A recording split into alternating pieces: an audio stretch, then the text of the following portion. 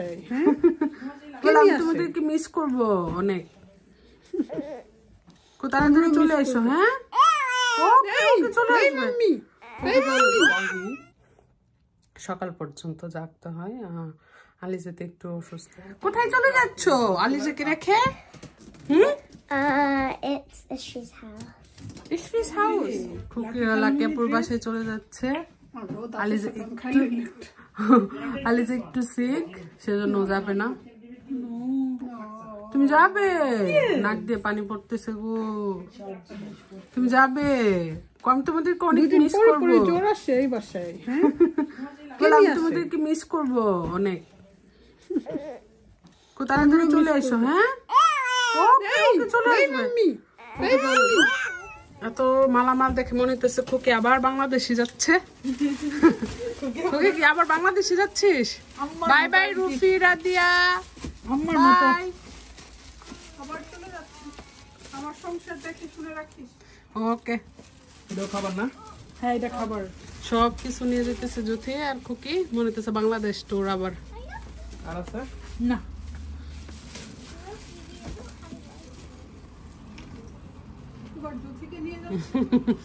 এবার নুয়াশো আসছে। যদি গাড়ি দিয়ে বাংলাদেশ যাওয়া যেত ভালো ছিল। ওকে খুকি, আমি তাহলে চলে যাই। ওকে, আল্লাহ হাফেজ। বাসায় খুকিরা নেই, বাসা তো পুরা খালি হয়ে আছে। আমার তো খুব অশান্তি লাগতেছে একা একা। মনে হচ্ছে খুকি আবার বাংলাদেশ চলে গেছে। খুকি অবশ্য লাকিয়াপুর বাসায় গেছে, সোমবারে চলে আসবে রাতে। তারপরও আমার কাছে অনেক বেশি খারাপ লাগতেছে, মনে হইতেছে অনেক দিনের জন্য গেছে। আসলে আমি যখন খুকি বাংলাদেশ গেছে আমার কাছে এতটা খারাপ লাগে নাই, কিন্তু আজকে অনেক বেশি মিস করতেছি সবাইকে, জ্যোতিকে, খুকিকে, রুফিকে, রাদিয়াকে। বিদেশে ফ্যামিলি না থাকলে আসলে অনেক কষ্ট। আজকে আমি এই জিনিসটা রিয়েলাইজ করতেছি আরও বেশি।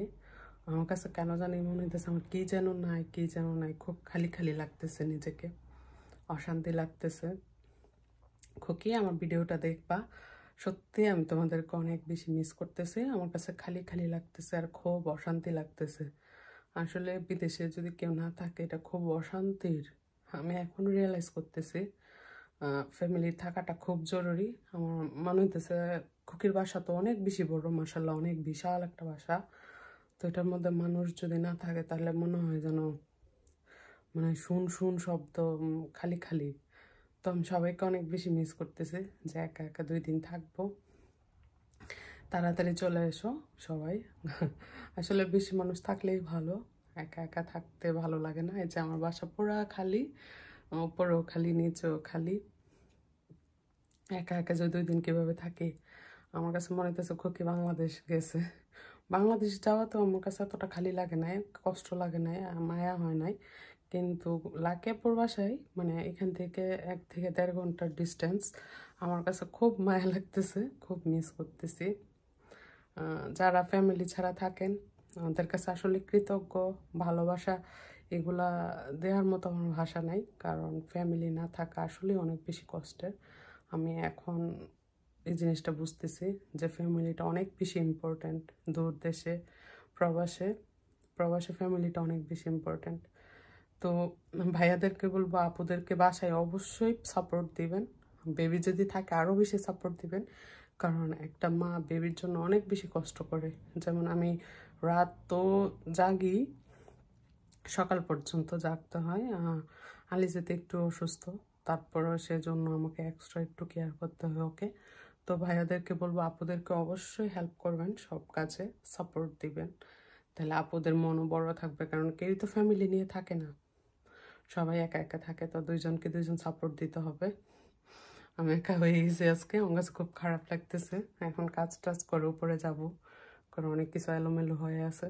তো সবাই ভালো থাকবেন, সুস্থ থাকবেন। ছোট্ট একটা ব্লগ সবার সাথে শেয়ার করলাম।